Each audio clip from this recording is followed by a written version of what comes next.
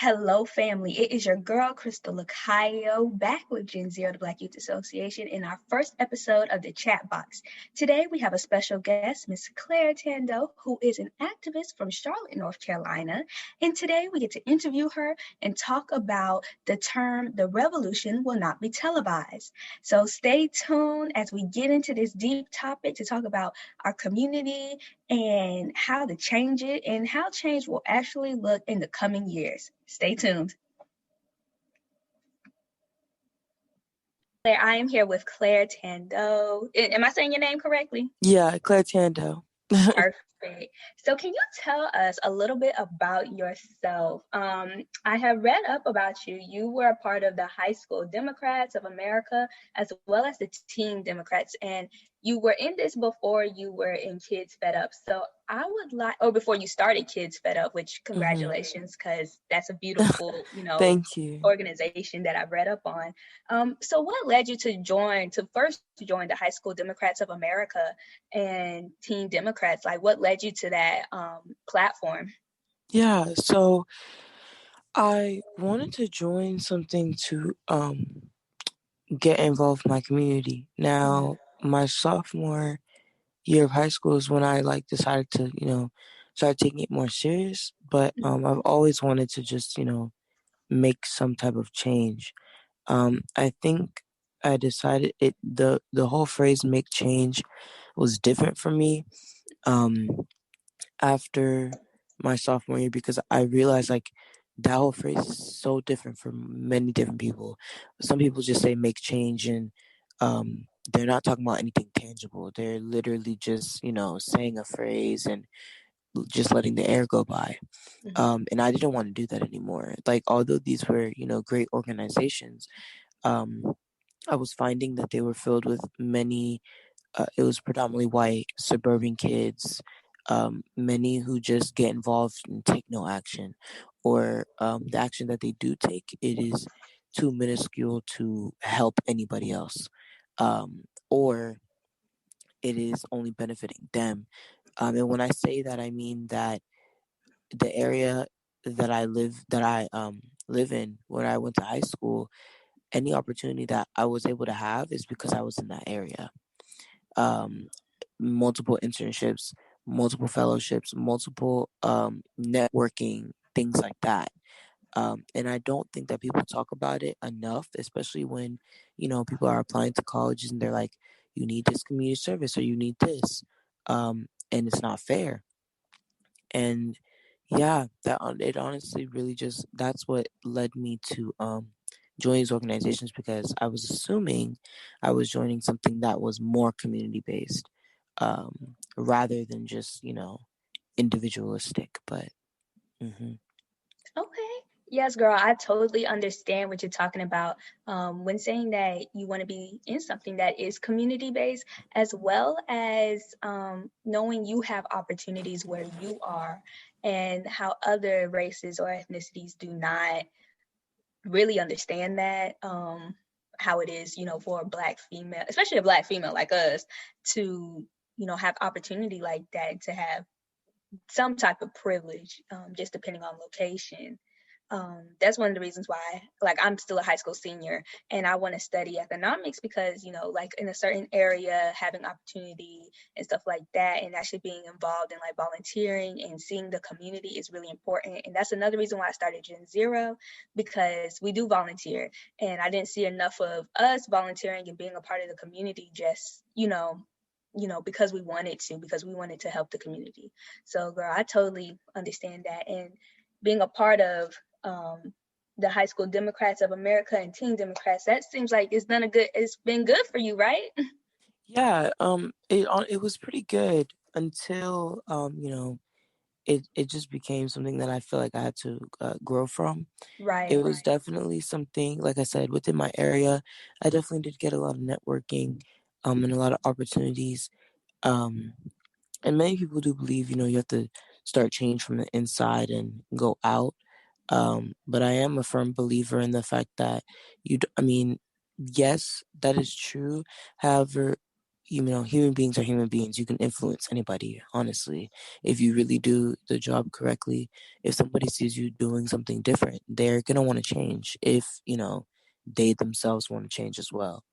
But yeah, to answer your question, it was good, just not enough for what Exactly. I wanted to do, like with my life. Yeah. That's so good to hear because we are totally on the same page. That like I found another black female that's kind of like me.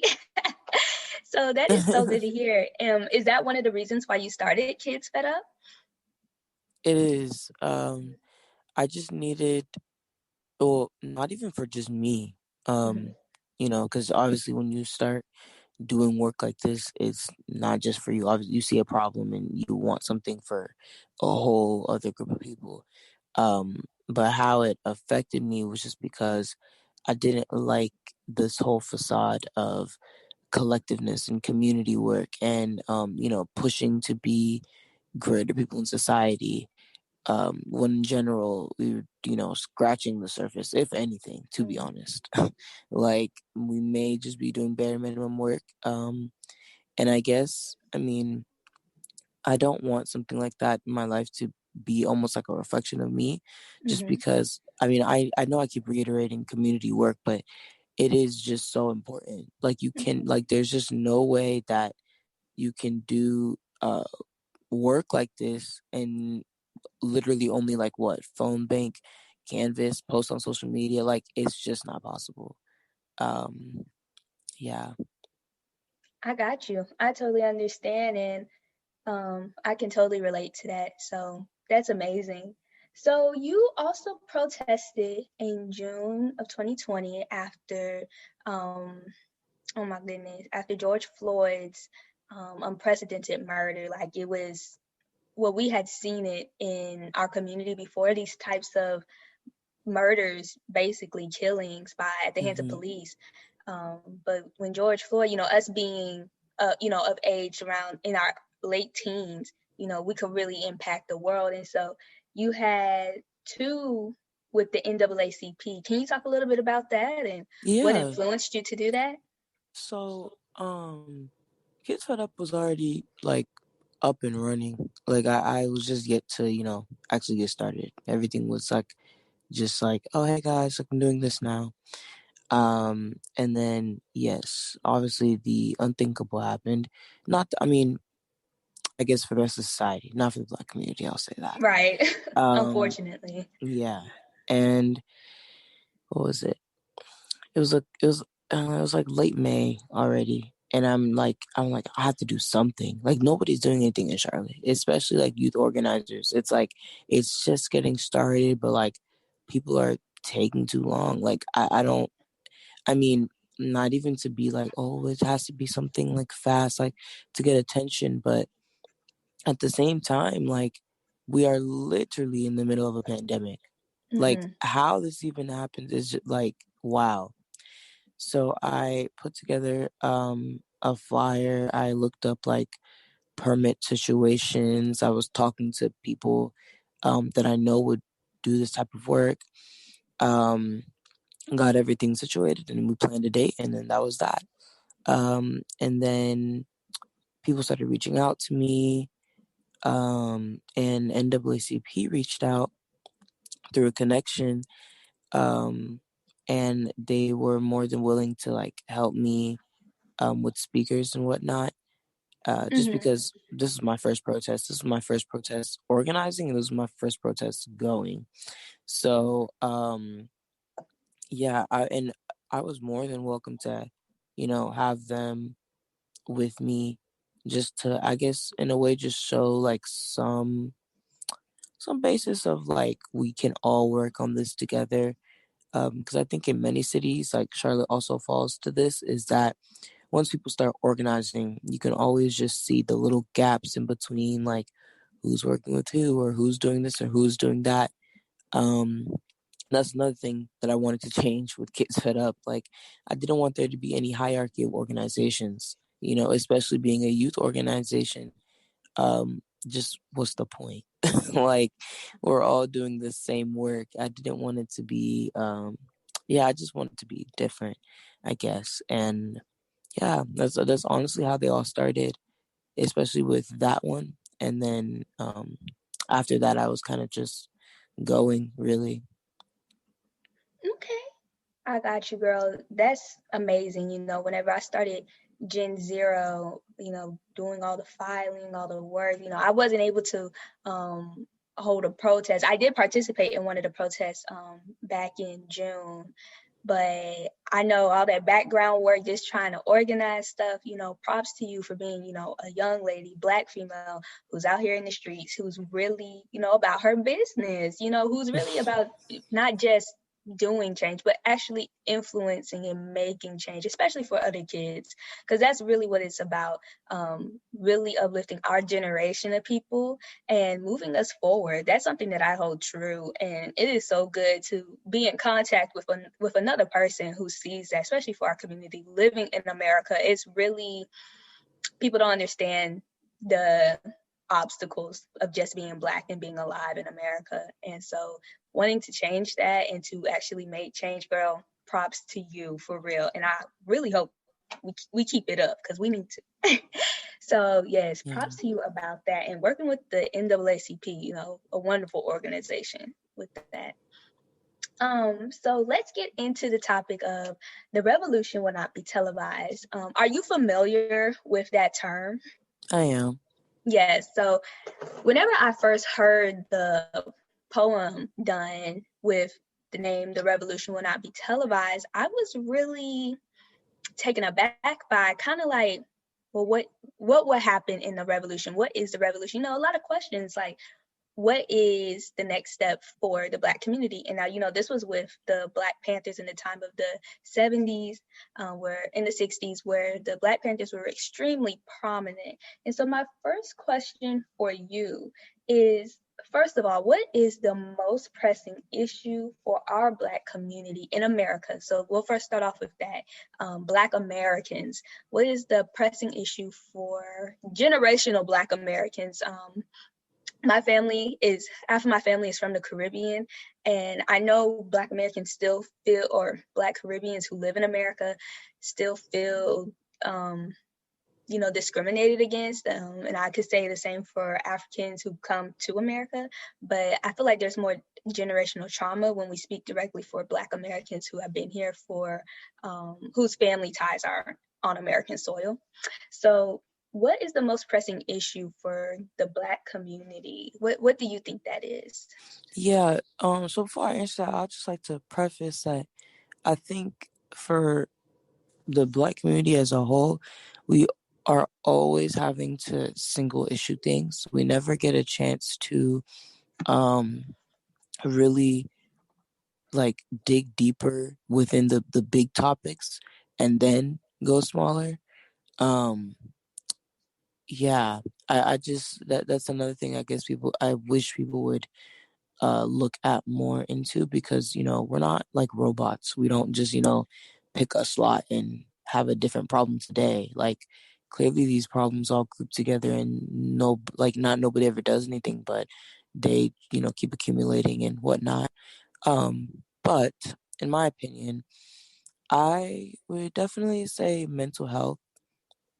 I think the Black community has been through a lot, and not just like as a collective, because again, we are individual people. Mm-hmm. Um, I think it just had like you mentioning like generational trauma, like that's something that's so big. There's like, I guess with that phrase alone, there's things to talk about, be like trauma bonding, or um, I guess just mothers not being as emotional, or fathers not being as emotional, or Black parents in general not really knowing how to move with their children at certain times, or talking about depression or anxiety in our communities. um the weight the weight of the world like on Black children and their shoulders when they're literally just walking out, like thinking, can I have my hood on today? It's nighttime. Can I walk here? Can I do Mm-hmm. this? Am I gonna get in trouble? um it's a lot. And I think that sometimes people think it's literally just like oh, it's just, a passing thought. But no, like it's a matter of life or death. Like Right. you never know if like your first time driving, your first time literally getting behind a wheel could be your last. Or the first time that you're literally stepping out to go get um I don't know, like a bag of candy or something. Like that's it. Yeah.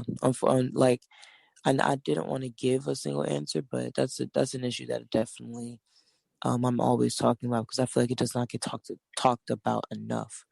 But yes, I hope that as we keep progressing forward, we start like delving in deeper into these bigger issues because it's a lot bigger than just like one or two things that like affects us as a whole. Right. I totally understand. Mental health, that is, you know, the way that we function, the backbone, the foundation of how we function. And it's so sad to know that genetically, even at the genetic level, we've been traumatized and altered in ways that nobody else has. And it's saddening, but I believe there's also hope. Once we recognize and understand and are able to find a solution to overcome, the issues that we have. But it takes, a village and it takes actual practice in our own community, dealing with ourselves, that internal reflection. That's something that I highlight so much, internal reflection and wanting to see your community, grow in that aspect. So, girl, you're right. Mental health is really big. For me, I think the biggest thing in the Black community is our and I'm saying this in a holistic review with the African cultures, Caribbean cultures, Afro Latinx cultures, as well as African American culture. As a race, I feel like our issues, is division, our inability to unite. I think that's one of the biggest issues because being in America, you have a lot of opportunities. I feel like if we were buying more Black and then investing in Black African countries, investing in businesses over there, rebuilding up. Not saying they're horrible countries, not saying they're bad, they don't have good economic status or anything like that, but just rebuilding, the homeland, just rebuilding where you came from. Caribbean culture as well, just rebuilding in those areas, going back home, going back to the roots and reestablishing and creating a new dialogue for the Black race, and then also creating better unity between the different cultures that are on different continents. I feel like that is one of the biggest issues because if we overcame, oversee like issues overseas, over the waters across the world, I feel like that would be so much more better. We would be more intentional about our decisions that we make in life beyond, where we are, beyond America, beyond the African continent, beyond the Caribbean, XYZ, wherever we may be. We always have a place home. We always have people that we can rely on. And I feel like in the Black community, we do not rely on each other the way that we could, the way that we should. Mm-hmm. And it's saddening.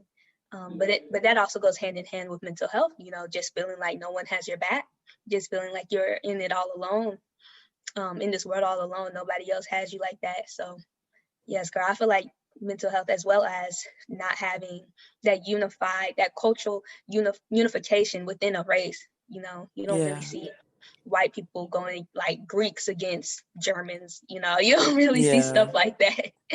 So it's just kind of saddening to see that. But like I said, I think there's hope for that. So yeah, the next question is, do you agree with the Black Panthers tactics that they had when it comes to stabilizing our communities, and why or why not? Are we talking like the free breakfast program or So I guess it really everything just that they everything?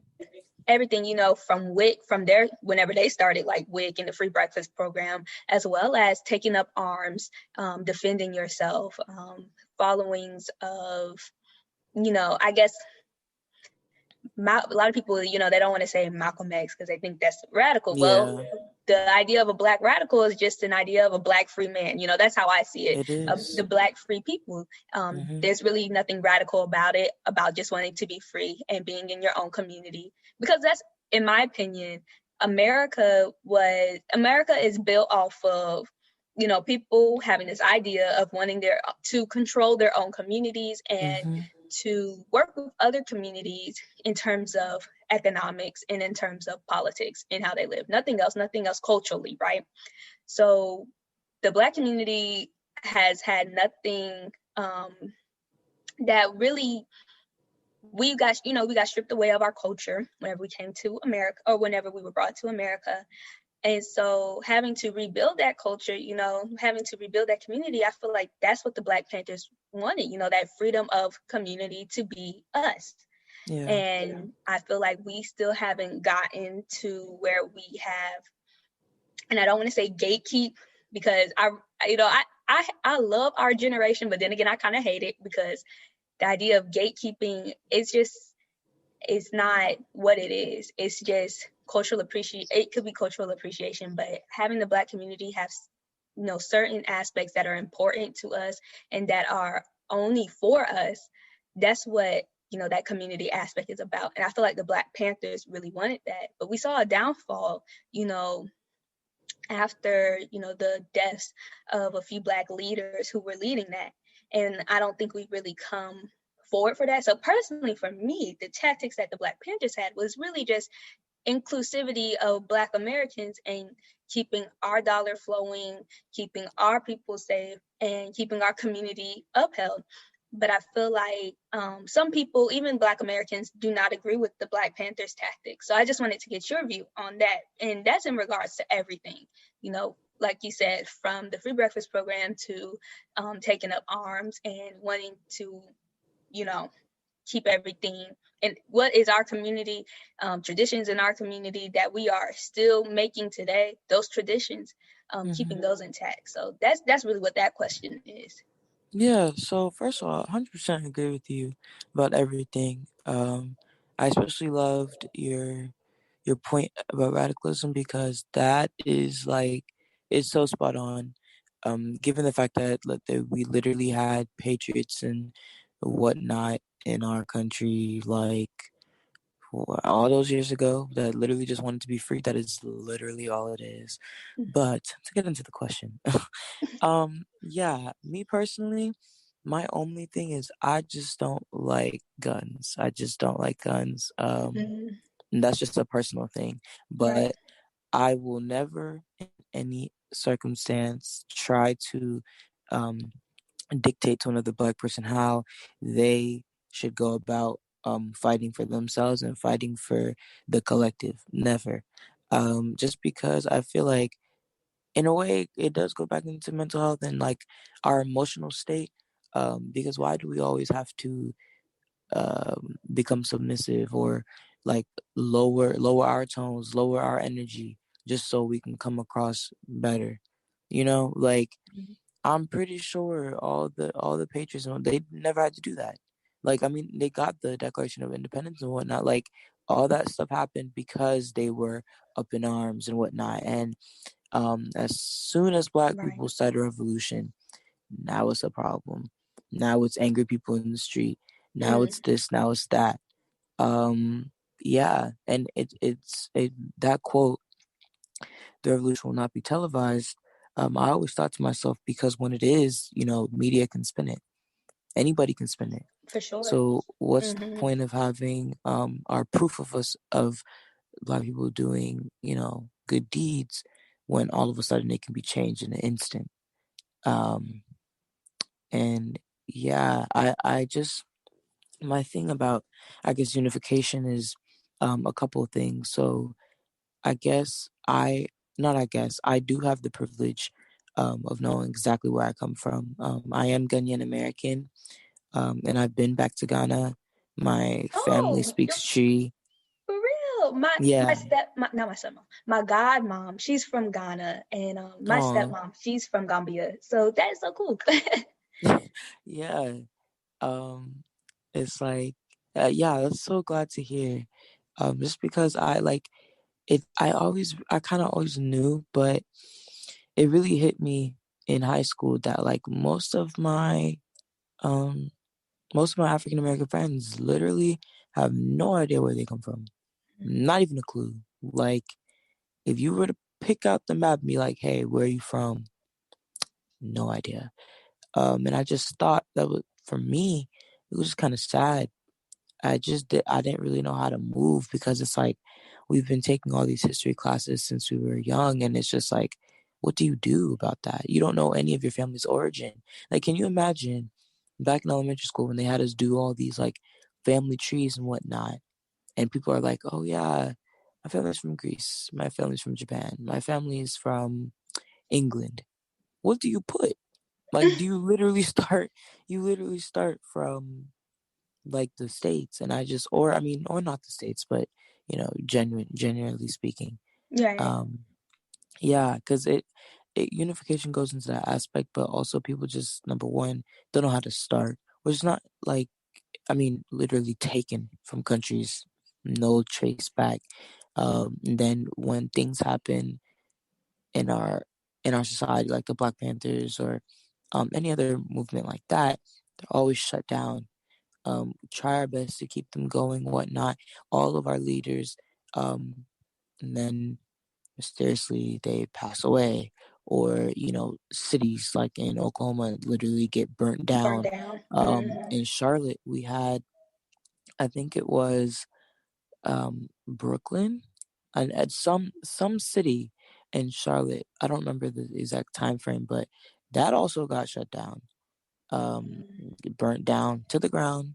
Just regular people living there, and now nobody there. Um, and it's crazy because that literally goes down into gentrification as well. Because I'm not gonna say like history repeats itself, but anybody in Charlotte can definitely see how people are literally being pushed out of their homes for little coffee shops, little things like that, just to somehow make the city better with a coffee shop. But yeah, it just goes so deep because the Black Panthers, like, literally, it's just community work. I mean, I am not comparing the Black Panthers to the Girl Scouts or the Boy Scouts or anything. But I just find it really funny that when it comes to Black organizing, Hmm. somehow, some way, they get shut down, and there's no way for people our age to get involved with them, to understand what they're about. But when it comes to something of organizing for different societies, all of a sudden now they've been around for 1980, 18 this, da da da da da da da. Hmm. Like, and their kids can get involved. Their kids can get involved. It's a generational thing. But Right. all we have are textbooks, history books, people to tell us the stories. So yeah. Wow, girl. I totally, wow. But yes, for sure, that unification, like you said, not knowing your background, I feel like you said that does play a part into the mental health, because how do you function in a society without having that foundation of who you are culturally? And then, because to me, a lot of other cultures or people of other ethnicities and races, they are able to be individuals because they already have that cultural foundation of where they come from. Because you already have to me, because you already have that unity and you already have that familial, not only familial, but ethnic upbringing background. You were brought up in a world where you have people who showed you different traditions that you like, that you can relate to, and some of course that you don't like, but this is how you grew up. And now you're able, as you grow older, they are able to be individuals. They're able to have their hobbies, their interests, their likes, their dislikes. Being Black in America, feel like you don't have that opportunity because you are already labeled as Black. It's not like you have the privilege of saying, oh, not many people have the privilege of knowing their culture or where they're descendant from, and the culture that comes from that descendant family, such as Nigerian or Gambian or, Liberian. Not a lot of people have that upbringing or knowledge for that. And you're already labeled as Black, and what the Black culture or Black American culture, trying to cultivate, you're automatically, assumed to be a part of that. And I think that also plays a role in how we cultivate the next step for Black Americans. Like you said, you had the privilege of knowing, your family's from Ghana. On my side of on my dad's side of the family, they're from Honduras, so they're Afro Latinx and Caribbean. And having that, my last name and my family's names, they're not common. they're pretty Hispanic names, and so when people look at us, it's a little taken aback, like, oh, your dad's name is Jose. He doesn't look like a Jose. Yes, he is. but yeah, I totally understand, because I understand the background knowledge of being Garifuna. That's our ethnic background in the Caribbean. And having that knowledge, is so important to me, because not a lot of people can say that. Not saying that it's good that not a lot of people can say that, but not a lot of people can say and trace back. So it's such I guess kind of like a baby, like something you hold on to, and it just reminds you of that foundation. And for me, it makes me want to give that foundation for Black Americans even more, because my mom is a Black American, straight from, North Carolina, Norwood, Albemarle. So I want to give that foundation. That's one of the reasons I even started Gen Z, is to give that foundation, that cultural foundation, so it allows for our people to be individuals in America, because we have interests, likes, hobbies, dislikes too. I mean, from anime to, wearing pink all the time. I mean, just little things that make you. But I feel like we're forced to be Black, and then it's labeled as a negative thing at the same time. And you're it's unable literally to. just like you said, like your father, his name being Jose. Like, I just, first of all, whenever I hear things like that, it's just like, people, you do understand, like, you can be like Black and something else, right? Like, Right. you don't always, it's not just like one thing. Like, Black people are not monolith, Thank you. Yeah. Thank you. So, Exactly. Exactly. That's the same. Yeah, because it's just like, you just never get it. Like, Black people are just literally not able to be individuals. Like, we always have to. It's crazy because we make the trends, and then people ask us like how we even did it, and then copy us, ridicule us first. Don't forget that, and then give it like a good 2-3 years, or I guess within our generation, like a day, Honestly, and then girl. copy us. So. For sure. And, in our generation, trying to progress the Black community, it is going to be, I think, a little harder, because I like social media. I like the usage of social media, because you're able to contact and be in touch with the world virtually, the world. But the issue with social media is the access that people have. And again, I'll bring up the idea of gatekeeping. So my next question was, how do we progress the Black community? And, like I said, I don't like the term gatekeeping, but there is just, I'm not a part of the Muslim community. I don't follow that religion. And because of that, I will not wear a hijab. That's not me. That's not something that I do on a daily basis. As well as people who put hair, I believe they're called the really long hairpins that I believe it's the Japanese culture. I don't want to misspeak, but I believe it's the Japanese culture that they put in their hair. Do you understand what I'm talking about? Those really long hairpins. I don't want to call them chopsticks, because that is not what they are. Yeah. But they look very similar to that. They're just really long hair sticks, I think. In Asian culture, because I also don't know the country. Yeah, I don't know the country, but I think it's Japanese, but I don't know the country, nor do I know the name for it. However, I will not put those in my hair, because that is something that is culturally and traditional to countries that do have that hairstyle or do use that as a hair accessory, right? Or it might even be a cultural, tradition for them, not just an accessory, but something that they do put in their hair. And I would just not, follow those, not trends, but those traditions, because that is for that culture and country. You understand what I'm saying?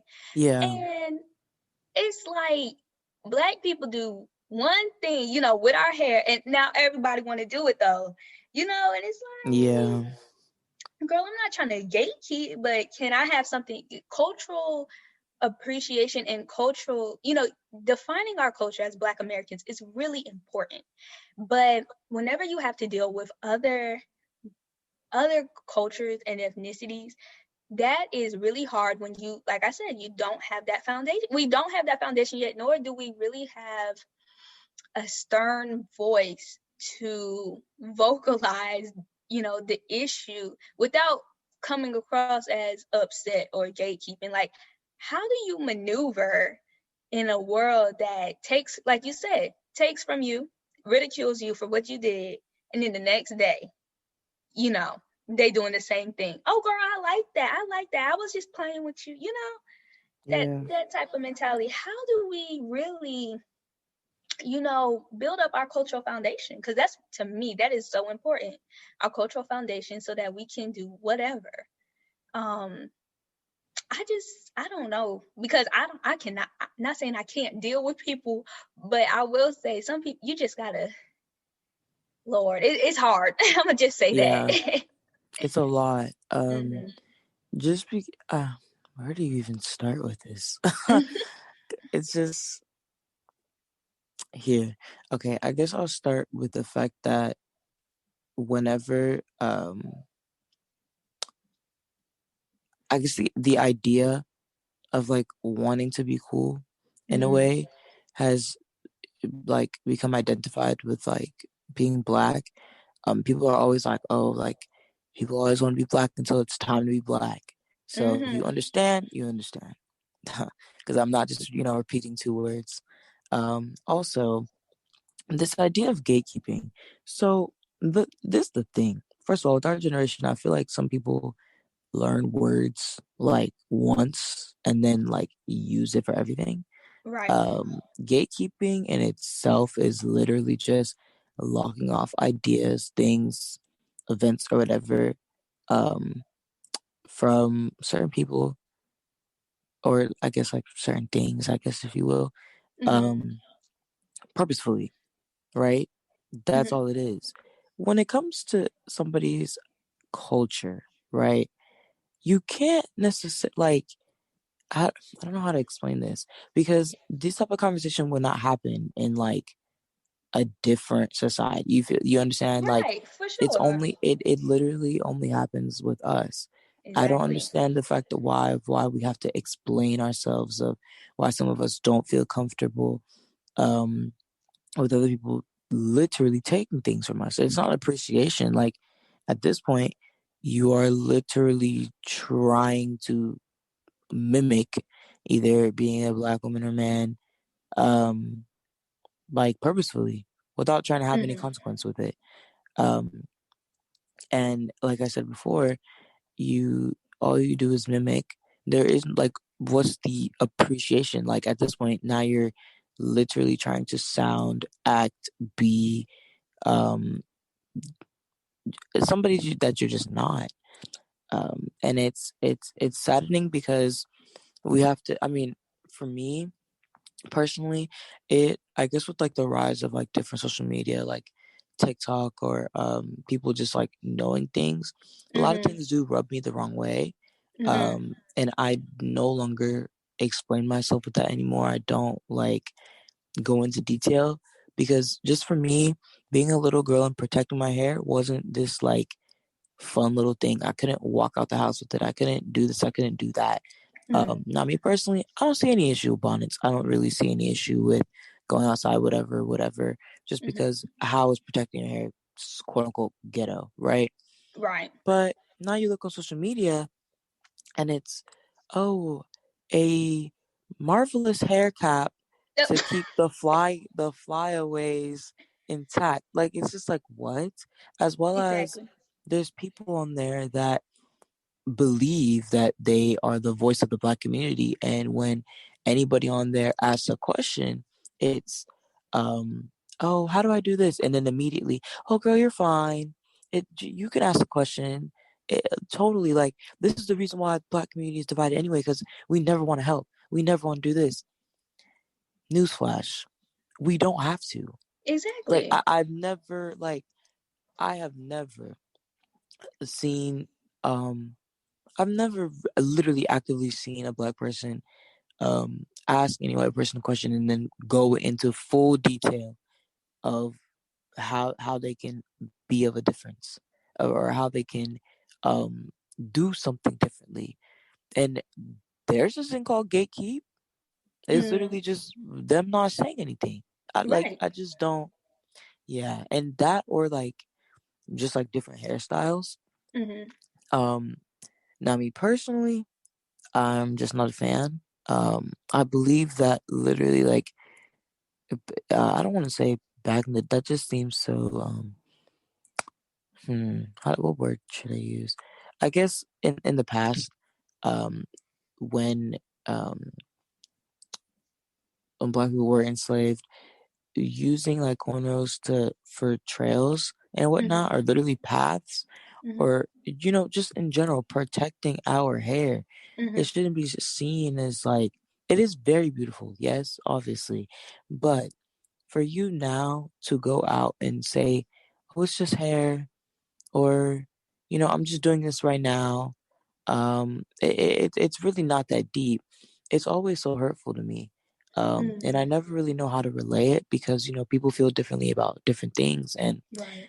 all Black people are entitled to I mean everybody, but is entitled to their opinion, but you got to use a different excuse, because it's most definitely not just hair, when there are literally laws stating that now people can't be fired for their hair, when Right. they could be, or things as like kids being kicked off of sports teams for Mm, having for having dreads or locks or things like that. Like, it is not just hair. exactly. Yeah. And like you said, for me, it's the idea of just being able to play in culture and not being able to understand that um, we are really, we're trying.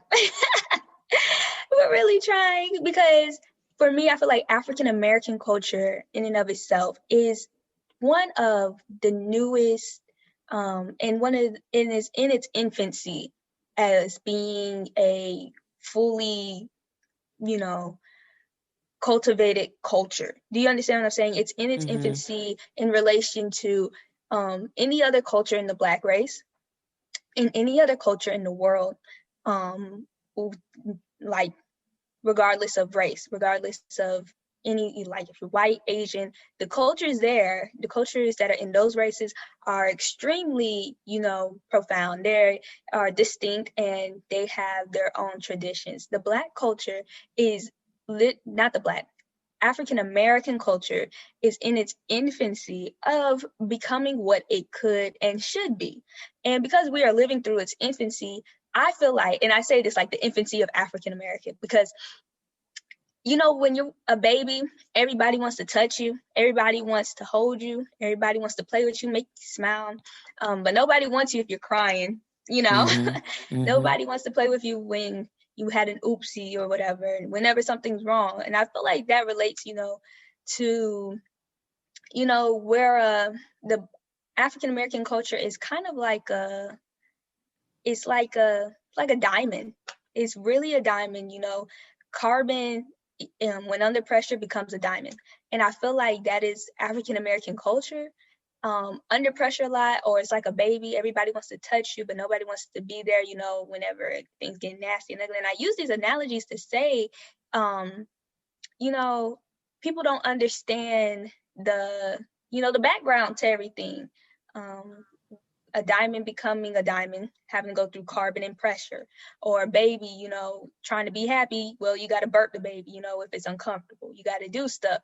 People don't understand that as Black Americans, we have gone through so much, and we're trying to get to that next point as a culture and our foundation. And for us to build up that foundation, people need to respect the boundaries of the culture.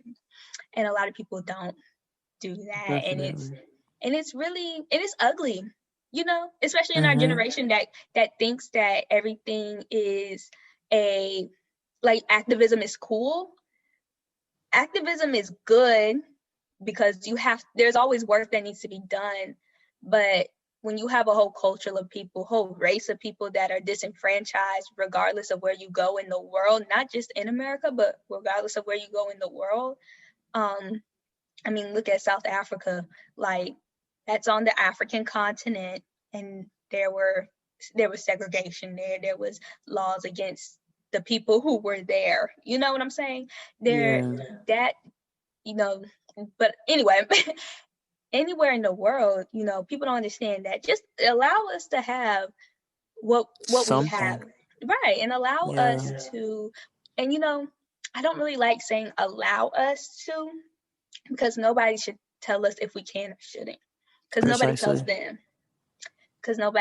them, and because of that, I feel like, and like I said earlier, it's radical if we were to do what we wanted to do, and to make consequences for those who do not understand, because there are consequences. Like, you get canceled if you speak at a term for any Asian culture or any Middle Eastern culture or any Hispanic culture. You get called out for that if you were Black. But if you do it in the Black community, I feel like we are too, the Black African American culture is too connected to, I don't know how to say this. We are too best friendy, I guess. We're too cool, too okay with other cultures. And I don't want to say that as in we shouldn't be, cordial, or we shouldn't be accepting of other cultures. We are too open to other cultures. There's some things Yeah. that you do have to be closed off on. Like you were saying, there are some people, who use gatekeeping in the wrong way, especially with a culture. But Mm-hmm. I feel like, yeah, we are too open and let too many people into what we do without even harboring who we are as a people. Yeah. And we are, like I said, we're still in our infancy, and we're still, that carbon that's under pressure, that's trying to become a diamond. And to allow for, people to come in and to really just do whatever, like And they've my done thing. before, you know? Oh Go no, go ahead. ahead. Oh, I'm done, girl. Go ahead. Oh, okay. I'm sorry. Basically, I think well, correct me if I'm wrong, because this is what I was trying to say before too. But the Black community has been put on display, Mm, um, and we didn't get a chance to what's it called be taken off. We just thrown up there, um, and to this day, it's always something. I read something one time that it's almost like a modern day like auction. mm, You pick and choose literally like what you want, what you need, who you need, mm-hmm, and then throw them back when you're done. And in a sense, that's exactly what is still going on. Um, yeah, we don't really get a chance to like step off from that whole display. mm, Um, don't get a chance to rely. I mean, that even goes into like if you see um say you see a young black girl with her bonnet on or something in a store, or a young black girl or young black boy um, being loud or something, right? mm-hmm, All of a sudden it's, wow, look at that kid. They're so ghetto. They're this, they're that. mm-hmm, Based from what? Like, you understand what I'm saying? Like how? Like, I remember being in grade school and it was seeing seeing young black children with like colored hair or something, and it was just like, I can't believe that some of our parents really thought it's like, oh, that's too much, that's too grown.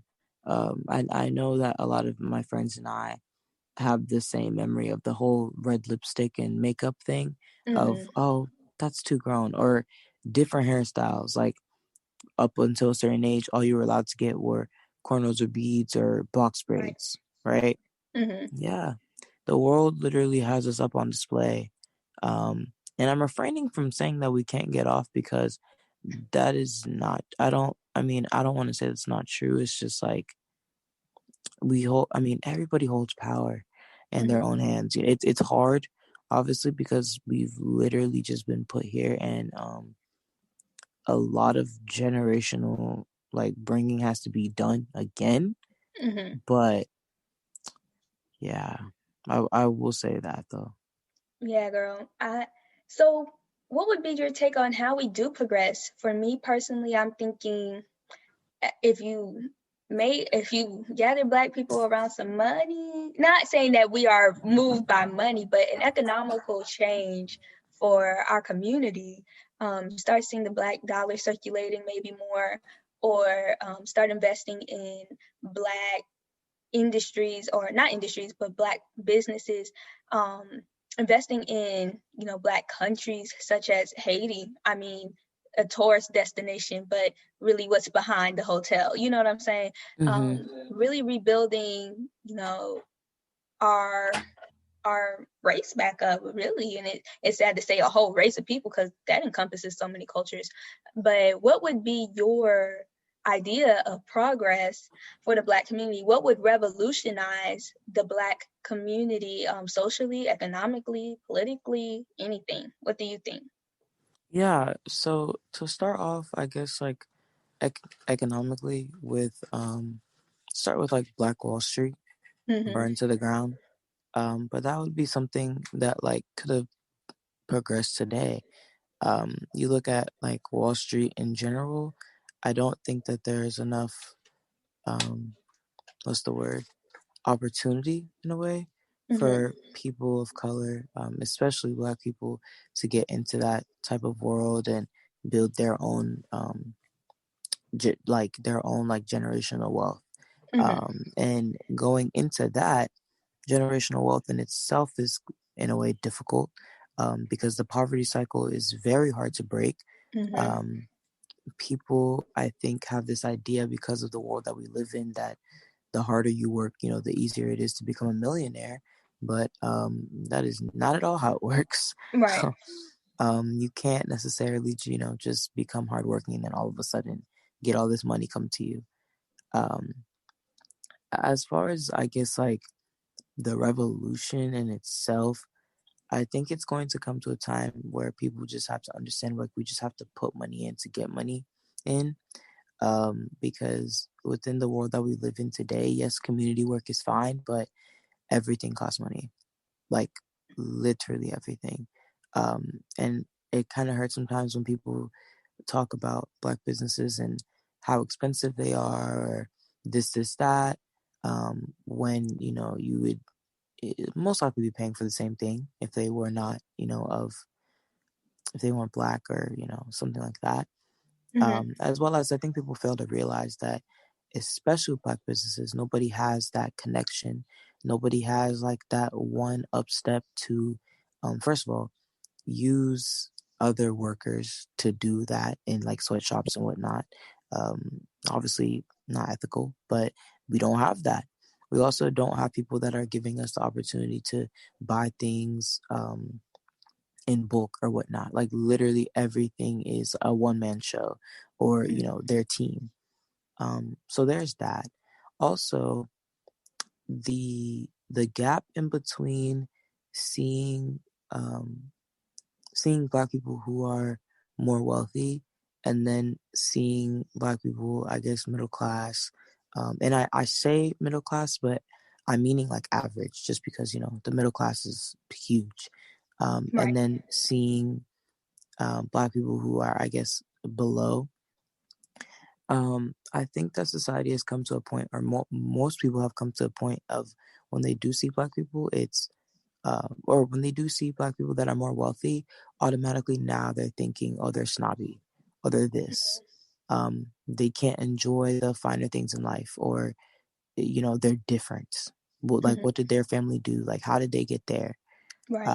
And They then they turn question it it. exactly, and then they turn it around for somebody who's below and ask them, okay, well, why didn't you work harder to get there? How did you even get in this position today?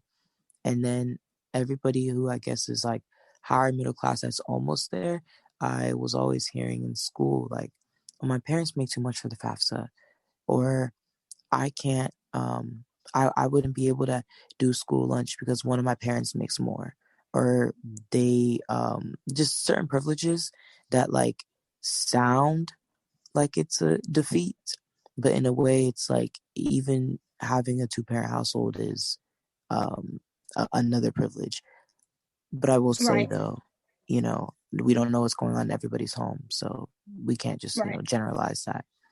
But Mm-hmm. yeah, the revolution in itself is just it's there's not like one answer for it to start, because like I said previously, there's just too much to go into, and Mm-hmm. yeah, there's just no way that I'd be able to just be like pinpoint it and be like, let's start here. Um, why do we always have to like start at like one thing? Like that's the value of intersectionality. Like everything connects, everything involves everything. Um, but yeah, that is definitely what I would say for that. That's a good perspective to have to see that it can start from different points, but it's really important that, like you said, that intersectionality, like the intersection, the connection, even if we do, for me, even if we do start at different points, there needs to be that unity of, having the same goal, because someone could be really fine in economics, really, hey, if y'all do this, y'all buy here, in 10 years, we'll be here, you'll be able to do X, Y, Z, and then people who are good, maybe in STEM, in the sciences or in the arts, progressing film and television, what you broadcast to younger generations will also, impact them, and what's implemented into their minds from a young age, continues the revolution. You know what I'm saying? Mm-hmm. That would be something that's influential, but it does take that unity, that connection, because we different points, having different people cover different areas that they're really interested in, or what they want to have their life be about. That's really important. It's kind of like what is it called? Like when Henry Ford had that, the assembly line. Yes. It's kind of like the assembly line. You have one thing that you're good at, one thing that you Mm-hmm. perfect, and then you add it to something that creates the bigger picture. You focus on the small detail and it gets the bigger picture for you. So I think, yeah, like you said, that intersectionality, that's really important to progress in the Black community. So I like that idea. I didn't think of that, girl. I like that though. I really do. I think. Oh, and one more question. This is the last one. Why should the Black community unite as a whole? And I'm asking this question as in, because when I first thought of it, I was like, Chris, like, girl, you know why we should unite, because we need to, duh. But when you really think about it, when you really look at it, what would be in store? What would be, and I talked, earlier I talked about foundational, having our cultural foundation. That is so important to me. Mm-hmm. But when you look at it, we could just go through life as generations before us have. And I'm talking about around the 90s to the early 2000s. That life that probably our parents not grew up, but were in their 20s, 30s, or whatever.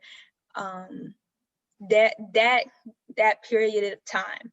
Not saying that there wasn't issues, but there was not that in that period of time. I don't think that activism was as strong as it was back in the 80s, 70s, and 60s, or how it is now. It wasn't as strong. There was a period of kind of not solace, but it was a lot more quieter. We could do we could just live in a society like that. What would be the purpose, or not just the purpose, but what should be I guess, the moving force, for Black unity? Why should we even, unify? You know what I'm saying? Do you understand the question? Yeah. Okay. So first What of are your all, like, takes on that? yeah, any activism in itself is it people do say yes, community, like we've been saying, but Mm-hmm. at the end of the day, it is individual because you see how something externally affects you, Mm-hmm. and then internally, and then you decide how you want to go about it, right? Mm-hmm. And I think in the 90s and whatnot, with Rodney King or the still talking about like the crack epidemic or Mm-hmm. things like that. And in a sense, I believe that people just needed like a period of a good time, so to speak. Mm-hmm. Because that's what a lot of people say. Now, to say like nothing was going on, yeah, I Yeah. don't think, I don't know. I don't think that people were just like stopped, but like you said, Oh no. it definitely wasn't a period of like, how it was before, just like you said. Right. Mm-hmm. Um, and I do think that like for Black people to unify, it's going to take like a lot more than just us talking about it For or sure. just being like or just thinking that that should be Mm-hmm. the norm. Because just like you said, it's like why not? But Mm-hmm. also, I guess in a cliche question asked is like why, and I think it goes down into the thing of like helping your neighbor in a way, because if that is the goal, we are going to have to look out for each other. And I don't think, not to be pessimistic, but I don't believe that we're at that point of society yet right now, only because people are scared. People are afraid of opening up and having all the work they've done be destroyed, or giving their ideas or thoughts to other people. I think that like the media portrays, especially everything that happened this summer, as people, going kumbaya and being a family and understanding each other now. But it's going to take a lot more than, us being in quarantine and people, so to speak, finally seeing things to like really care. Because I don't know if you noticed, but a lot of people were saying like, wow, like I never knew this was going on, or I knew it was going on, but like I didn't really know. And you know what I mean? And it's kind of like, Yeah. then it Mm, flips around and it's like, especially within our area, like in Charlotte, it's like a mm, lot of kids, a lot of Black kids, kind of go through an identity crisis in a way, mm, because we're in like predominantly white areas. And then next thing you know, it's like, okay, but like, who am I? Like, right. what do I enjoy? What do I do? Mm-hmm. Um, and especially with kids in predominantly white areas, it's like, how do you unify? Mm-hmm. Because all of a sudden you're a part of activism. It's like, oh, there goes that loud Black kid, Hmm. or here they go again, or Right. they're like, the nicknames and the jokes and whatnot. Mm-hmm. So yeah, I do think I do believe that we are getting there, though. I will say that. But I think it's going to take a lot, just because there's a lot of conversations to be had. There's Right. a lot of things to get over first. Right. And like you said, there are a lot of conversations to be had. For me, action, action, action. That's really, you know, that's been my mantra. For Gen Zero, it's acknowledge, act, achieve. That's how I, started out, because you acknowledge, yes, that's the conversations, but I feel like we're stuck in this cycle of, okay, we had the conversation, now what? You look at corporate America, you look at um, just in social life with any other race that lives in America or any ethnicity, the ability for different ethnicities to interact with each other. I'm not going to say that they don't have to tone down anything, but for the Black community, it's you have to cut, you have to, what is it? You have to change, who you are. And growing up, excuse me, in that type of society, as a young Black American, that can be so detrimental to, the progress for the Black community. not being around people who look like you and having to maneuver in a world that, does not, you know, help you. You know what I'm saying? It doesn't Yeah, really, it's not wasn't made beneficial. for you. Go ahead. What'd you say?